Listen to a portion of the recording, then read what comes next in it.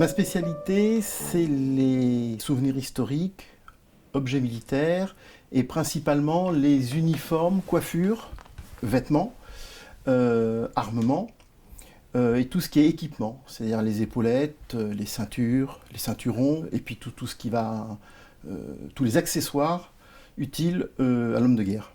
D'où vient cette passion pour l'art militaire? Eh bien, c'est principalement pour les costumes et les couleurs.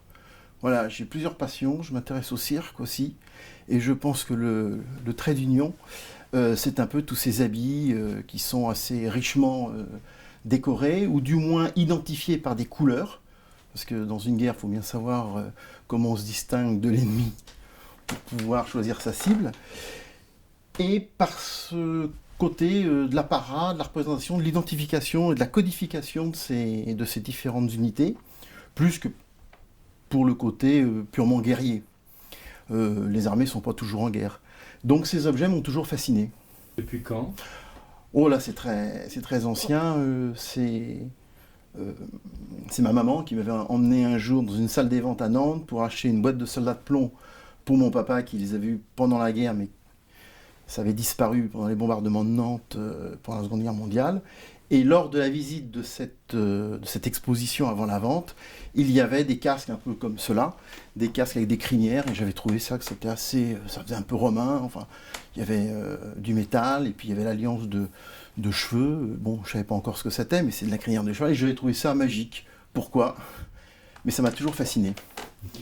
Quel âge aviez-vous? Oh, je vais avoir 8 ans, même peut-être avant même. Oh oui, c'était avant, parce que ma première lettre au Père Noël, c'était pour demander ce genre d'objet. Et à partir de ce moment-là, vous avez commencé à collectionner? Non, parce qu'on est petit, donc j'ai vu ces objets, je trouvais que c'était très beau. Une chose qui m'avait marqué, notamment, c'était les plumets. Cet ustensile qui ne sert à rien, à part éventuellement d'identifier certains régiments, que l'on met sur le côté du casque en plume de vautour, en plume de coq généralement. Et je me rappelle, c'est des casques avec des plumets bleu, blanc, rouge. Et j'avais trouvé que c'était magnifique, quoi. Donc voilà.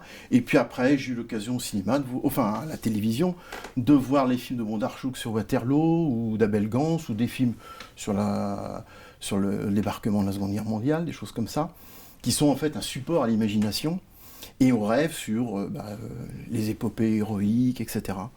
Donc voilà, donc c'était un intérêt absolument gratuit et sans esprit ni de collection ni de quoi que ce soit, puisque les seules choses que je collectionnais, c'est des petits soldats en plastique qui me permettaient de recréer des aventures.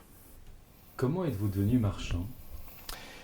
Ça m'a toujours passionné, donc très rapidement j'ai eu l'occasion d'aller dans des salles des ventes, de constater que c'était quand même au-delà du rêve et de la passion, c'était un petit peu compliqué, parce qu'il fallait savoir comment choisir les objets, il y avait des problèmes d'identification, être sûr d'acheter un objet qui était à peu près conforme à ce qu'il devait être à l'époque, savoir ce que l'on achetait et savoir à quoi il correspondait à l'époque pour pouvoir justement poursuivre un petit peu le rêve et l'identification à la période de l'histoire à laquelle l'objet pouvait se rapporter. Et je me suis rendu compte que bon, collectionner c'est intéressant, mais qu'il fallait avant tout en savoir plus. Et l'idée, alors qu'elle était facile, parce que j'avais à l'époque 12 ans, 15 ans, donc évidemment acheter des objets comme ça, c'était... il fallait pas y compter, ou alors c'était vraiment des tout petits objets. Donc je me suis dit, il faut déjà savoir ce qui existe. Et c'est vrai que j'ai toujours été plus intéressé par la connaissance que par la possession. J'ai toujours dit, je préfère avoir les photos de l'ensemble des objets qui existent que d'en avoir qu'un seul, à moi. Je trouve que c'est plus intéressant. Après, on peut, évidemment, c'est intéressant, parce que quand on sait tous les objets qui existent, forcément, c'est plus facile pour en obtenir. Mais c'est tout de même la connaissance qui m'amuse le plus. Et puis là, on y passe du temps, on découvre, on apprend pourquoi il y a des plumets blancs, pourquoi il y en a des rouges, pourquoi il y a des casques avec des fleurs de lys, d'autres avec des aigles, enfin, ça, c'est vraiment passionnant. Vous vouliez nous montrer la sculpture qui est dans votre vitrine. Vous pouvez nous en dire quelques mots? Alors, c'est une figurine en bois, sculptée à la main. Le créateur de ces petits personnages, parce que c'est comme ça que ça s'appelait, est un certain Clémence. On ne connaît pas le prénom de ce monsieur. On sait simplement qu'il est né en 1749 et qu'il s'est installé dans les jardins du Palais des Tuileries, essentiellement. Il s'asseyait sur un banc, c'est des témoins d'époque qui racontent cette histoire, et il sculptait, à partir de morceaux de bois, des petits personnages, des militaires qu'il voyait passer. Et il les vendait. Alors il a fait toute une série de personnages, principalement des militaires. Il a fait quelques personnages civils, il a fait aussi des carrosses, des petits carrosses, très peu. Et il les vendait. Donc ce sont des souvenirs, oui, c'est le bazar souvenir de l'époque, on peut dire. Il en reste relativement peu, parce que forcément, ce n'étaient pas des objets précieux, hein, c'est des objets qui sont faits, ils sont tous différents. Aujourd'hui, des personnages à cheval comme celui-là, le musée de Compiègne a la plus grosse collection des figurines de Clémence, et ils ont environ 4 cavaliers. Et en collection privée, j'en connais à peu près autant. Il y a toujours évidemment des pièces à découvrir, mais enfin ça reste quand même très limité. C'est fait dans des bois fruitiers, il y a différents types de bois dessus. Généralement, ils ont un socle qui est plat. Là, il a voulu le mettre sur une stèle un peu plus haute pour le présenter. Et ça représente un régiment de dragons de l'ancienne monarchie, de Révolution, à partir de 1762. Ce personnage est décédé en 1801. Sa production est connue grâce au musée de Compiègne, qui a récupéré une collection qui venait de ses filles. Et on connaît relativement peu de choses de ce personnage, mais il y a eu 2-3 artistes comme ça sous la période de l'ancienne monarchie, Révolution, qui ont fait des personnages en bois. Les autres étaient principalement alsaciens.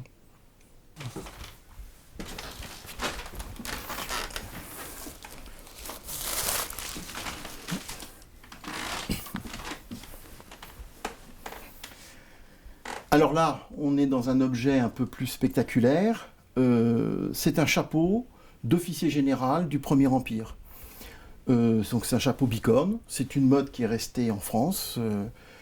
Ils ont eu des chapeaux bicornes tout au long du 19e siècle et même au début du 20e siècle. Il est d'époque Premier Empire. Il est en feutre, galon d'or. C'est une grande tenue parce qu'il est galonné or. Et il a l'intérêt d'être avec des plumes blanches, ce qui indique que c'est un général de division commandant un corps d'armée. Donc là, on a un général qui commande vraiment toute une armée. Et les bicornes d'époque du Premier Empire sont très rares, car généralement, ce sont des bicornes d'époque Restauration, qu'on a fait remonter dans le temps, avec quelques petites modifications. Celui-là est parfaitement d'époque. C'est un bicorne qui est contemporain donc à Napoléon Ier. Au jour d'aujourd'hui, on en connaît peu. J'en ai répertorié dans les musées ou collections privées 2 autres. Un au musée de l'armée qui a appartenu au maréchal Oudinot et un autre dans une collection, dans la collection familiale du prince Napoléon qui a appartenu au prince Jérôme Napoléon. Donc c'est assez rare parce que ce sont des objets prestigieux mais qui étaient en feutre et donc qui ont été amenés à disparaître. Si on enlève les galons, si on enlève les plumes, si on met une ganse, c'est cette partie-là plus modeste, en fait, on a quelque chose qui est très similaire à ce que Napoléon portait sur la tête et qui est mondialement connu.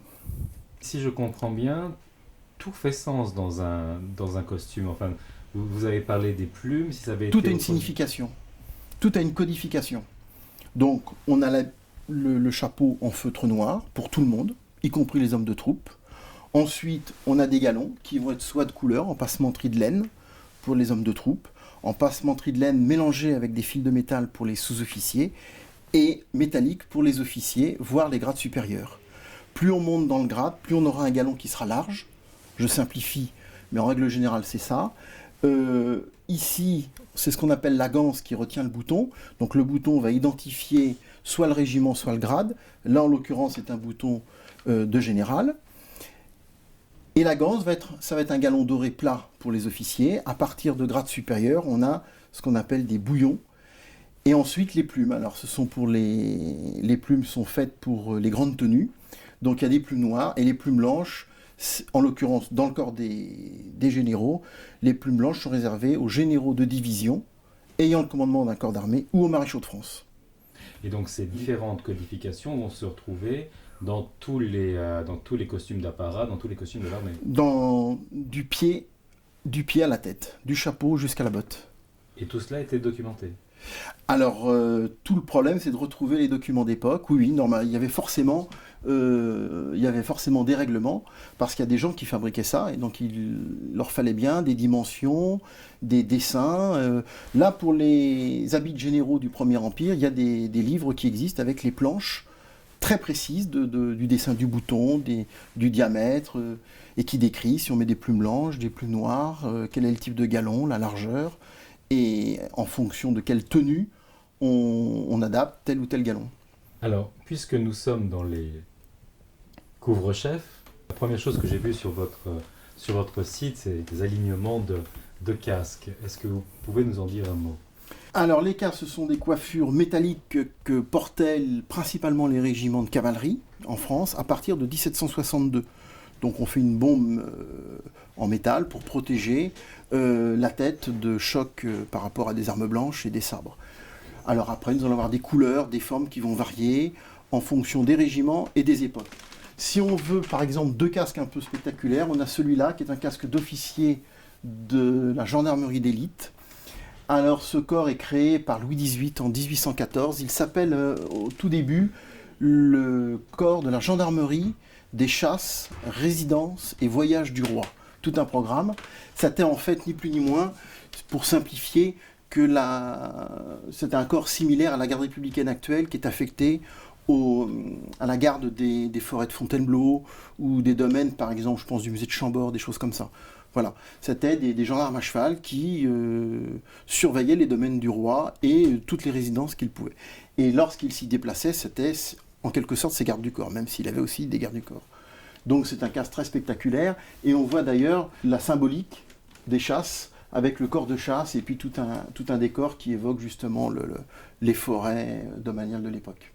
Alors ce sont des casques qui sont assez rares. Ce corps est abandonné en 1816 et il est remplacé par la gendarmerie d'élite. Et donc on change le bandeau et les fonctions du corps sont un petit peu élargies.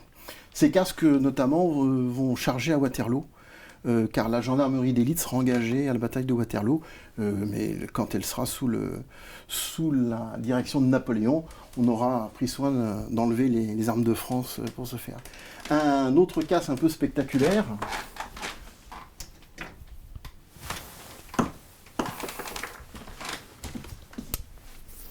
c'est ce casque de carabinier. C'est un casque de... Alors les carabiniers obtiennent le casque en 1811. Ils vont le garder jusqu'à la fin de Napoléon III, 1870.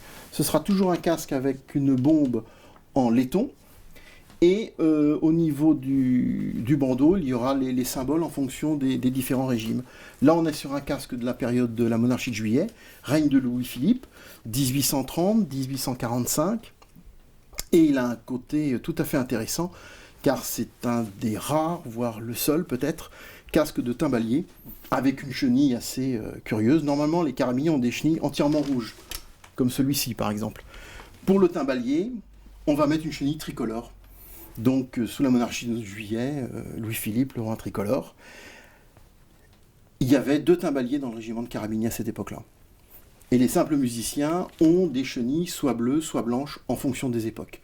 Sous la monarchie de Juillet, les chenilles étaient blanches. Enfin, étaient bleues au départ et blanches à la fin. Super. Cet objet s'appelle une sabretage. C'était un équipement destiné à la cavalerie légère, donc aux hussards ou aux chasseurs à cheval. En l'occurrence, c'est une sabretage de chasseurs à cheval de la garde impériale du Premier Empire. C'est une sabretage modèle 1804. Là, c'est le type qui a été utilisé à partir de 1807. C'est une pièce qui est rare.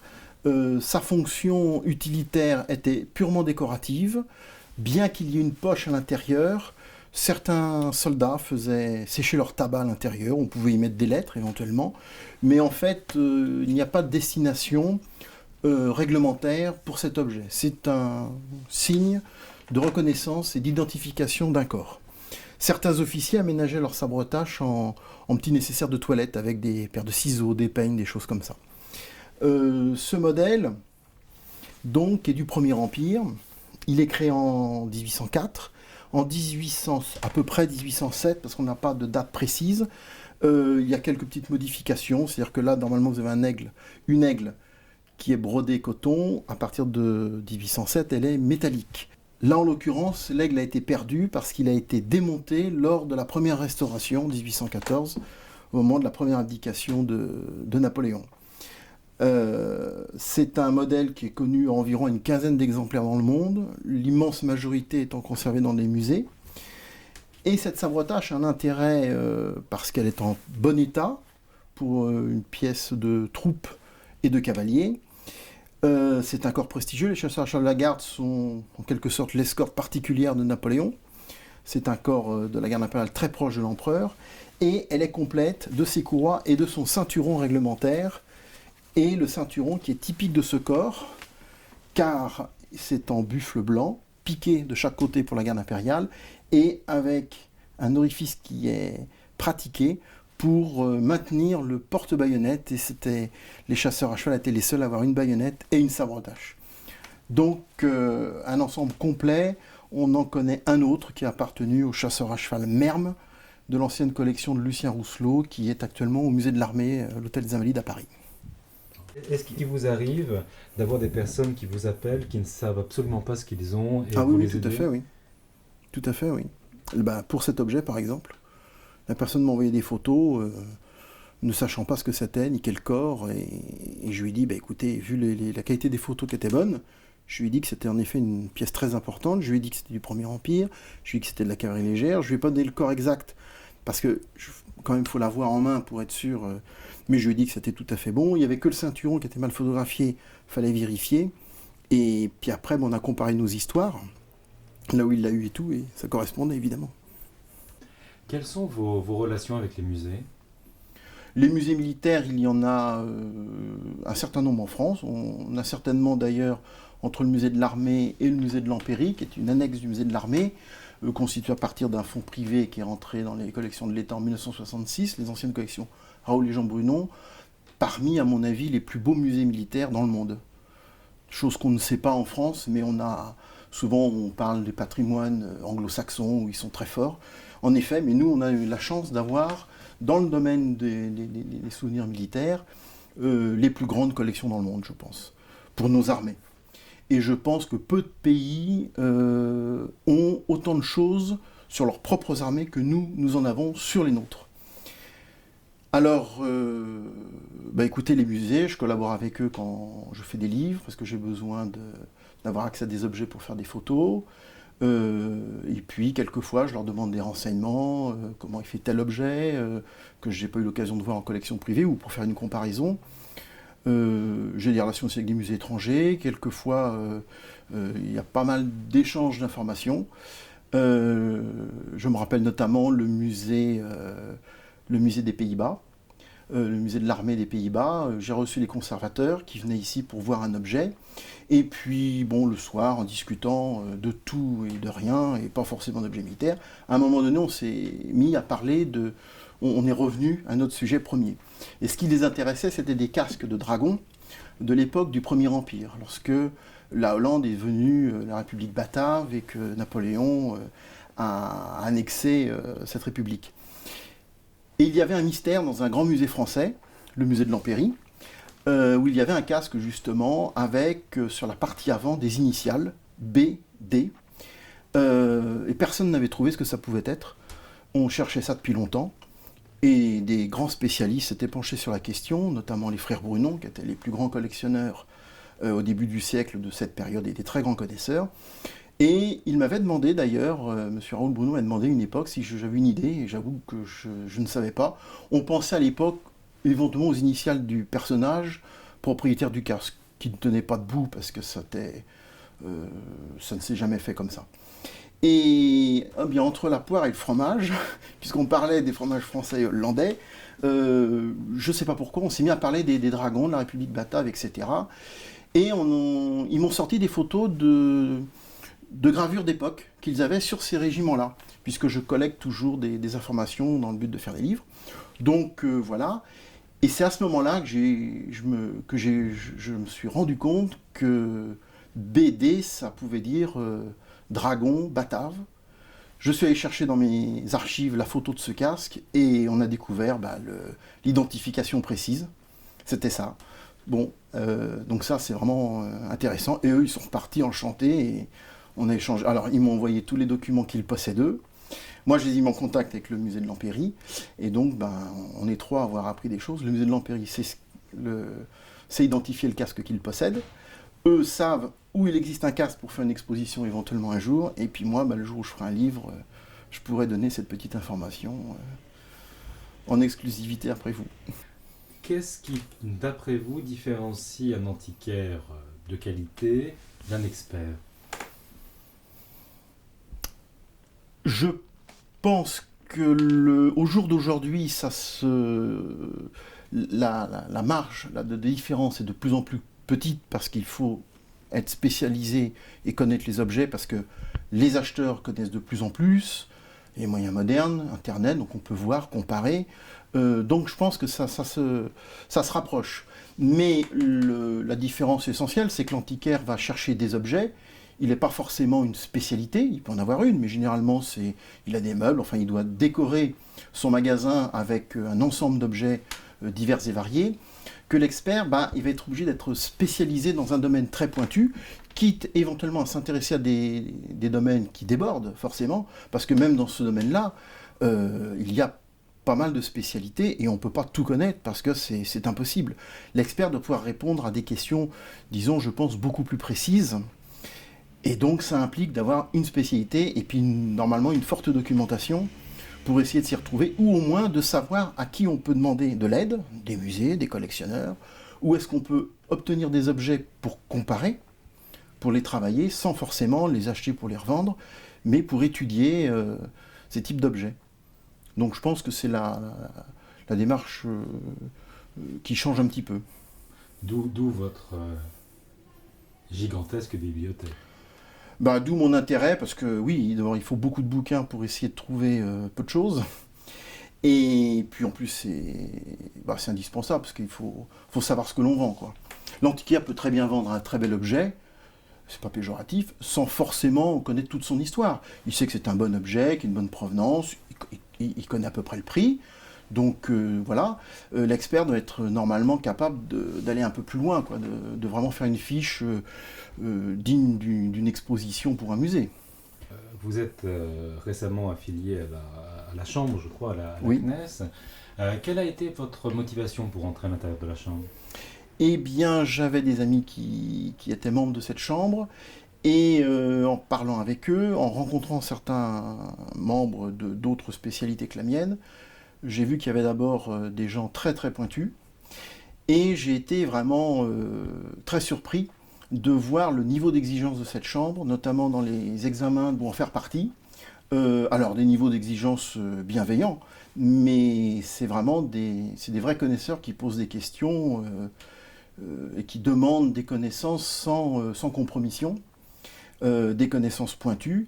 C'est une chambre aussi qui fait des stages et qui en permanence cherche à apprendre. Vous étiez au stage sur la bande dessinée? Ah oui, tout à fait, oui. Et vous en avez pensé quoi?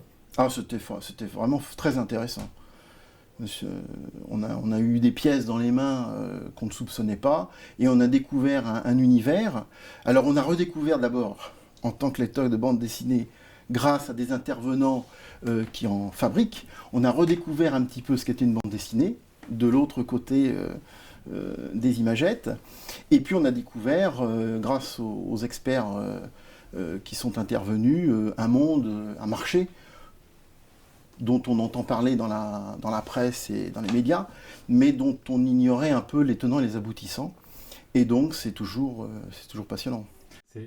On a l'impression que, parce qu'on a eu ces discussions-là, en fait, avec quasiment toutes les personnes qu'on a interviewées, et ce qui m'a étonné dans ce discours, c'est, on pourrait se dire que je suis expert en X, donc je ne m'intéresse qu'à X, et en fait, c'est pas du tout le cas. Ah non, oui, tout à fait, oui. Et ça, je trouve ça très rafraîchissant de se dire qu'un expert en art militaire puisse... Parce qu'un expert comme un antiquaire, c'est quelqu'un de curieux de toute façon. Celui qui n'est pas curieux, je pense qu'il faut faire autre chose, quoi. Faut garder sa calculatrice en poche. Mais c'est quelqu'un qui est curieux, et donc on s'intéresse à tout. Et alors, de toute façon, quel que soit le domaine autre que le sien, il y a toujours des connexions. ne serait-ce que sur le rôle ou le fonctionnement du marché de l'art ou d'une spécialité, et puis après des choses techniques. Je suis allé au dernier stage qui concernait les meubles contemporains. Donc c'est les meubles des années d'après-guerre. Donc j'ai des amis qui m'ont quand même demandé, mais qu'est-ce que tu vas faire là? Parce que là c'est quand même très différent. Oui, bah, d'abord je ne connaissais pas du tout, donc j'ai trouvé que c'était intéressant. Et puis j'ai appris des choses sur par exemple tout ce qui était les métaux chromés nickelés. Et moi j'en ai besoin dans mon domaine pour tout ce qui est des objets métalliques, armements et coiffures, à partir de 1872-74 où on utilise de plus en plus ces techniques. Bon là, j'avais des gens qui traitaient de ça tous les jours, puisque beaucoup de leurs objets sont dans ces matériaux-là. Donc, vous voyez, j'ai appris des choses très concrètes pour mon métier, même dans un stage sur les meubles des années 50, 60, 70. J'aimerais rebondir sur ce que vous venez de dire à l'instant, il y a quelques minutes. Vous avez dit, si on n'est pas curieux, il faut garder sa calculatrice dans la poche. Qu'est-ce que cela veut dire? Bah, c'est-à-dire que à ce moment-là, on est vraiment uniquement commerçant, mais au sens classique du terme, sans critique. Mais bon, on rentre des produits, on applique un coefficient multiplicateur, même si, en l'occurrence, dans ce milieu-là, c'est un petit peu moins vrai. On revend, et puis voilà. Alors, on peut le faire, bien sûr, hein, mais bon, moi, je trouve que ça manque de... Enfin, moi, ça ne m'intéresserait pas, quoi. J'aime bien quand même savoir ce que... J'aime bien m'amuser un peu autour des objets que je vois passer, que je ne peux pas garder. Alors, au moins, j'essaye de garder le souvenir et puis d'apprendre des choses. Et dans ce milieu de l'Antiquité en général, les gens sont curieux, hein, que ce soit les musées, les antiquaires, les brocanteurs ou les collectionneurs. Mais un expert, lui, il est obligé d'être curieux. Parce qu'on lui pose des questions, il faut quand même pouvoir répondre à un certain nombre de choses, ou au moins savoir où trouver les réponses.